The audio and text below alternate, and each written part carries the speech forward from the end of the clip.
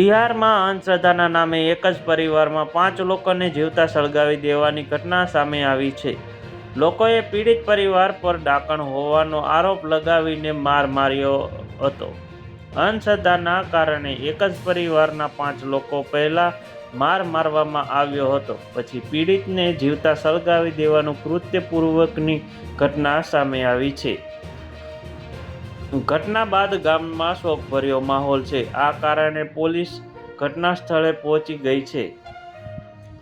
બિહારના પૂર્ણિયામાં જે 5 લોકોની હત્યા કરવામાં આવી તેમાં મૃતકો 3 મહિલાઓ અને 2 પુરુષો સમાવેશ થયા છે.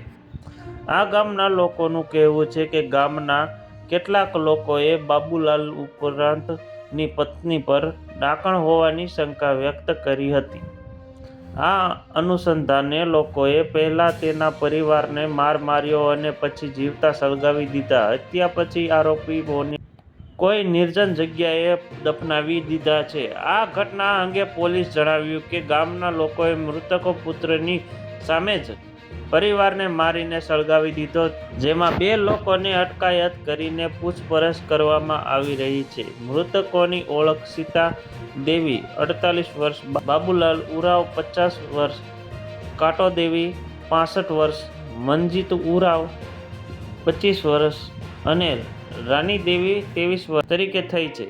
મૃતક મહિલા પુત્ર સોનુએ કહ્યું કે કેટલાક લોકો ગામના આશંકા કે તેની માતા કાળો જાદુ કરે છે. મૃતકો મહિલાના પુત્ર સોનુ કહ્યું કે કેટલાક ગામના લોકો આ શંકા કરી કે તેની માતા કાળો જાદુ કરે છે.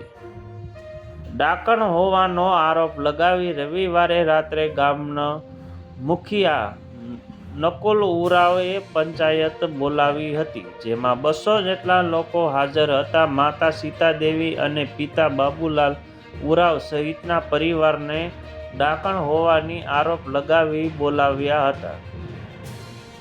ગામમાં લોકોએ ડાકણ હોવાને આરોપ લગાવી લાકડીઓથી બધાને નિર્દયા થઈને માર માર્યો. એ પછી પરિવારના બધા સભ્યો પર પેટ્રોલ છાંટી જીવતા સળગાવ્યા, બધાને મોત માર્યા. મૃતદેહ ટ્રેક્ટરમાં ભરી નિર્જન જગ્યાએ ફેંકી દીધા.